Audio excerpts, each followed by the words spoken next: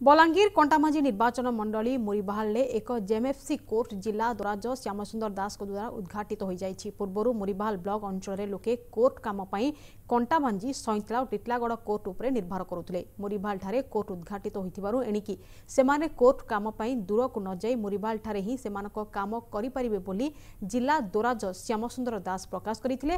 अन्यतम अतिथि भावे बलांगीर स्वतंत्र भिजिलेंस जज प्रशांत दास मध्य जोग दैथिले।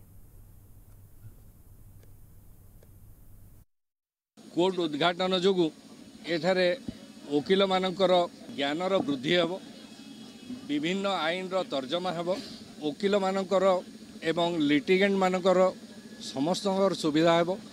निश्चित भाव में विशेषकर मुरीबाहाल ब्लॉक जेनटा कि आमर जिलार गोटे पछुआ ब्लॉक है, सेने लोक माने जस्टिस एट द डोर तांकर घरे जस्टिस पे पारबे एवं गाँव रे मुठे खाई करी घर पखाल खाई कर भी कोर्ट के अटेंड कर पारबे।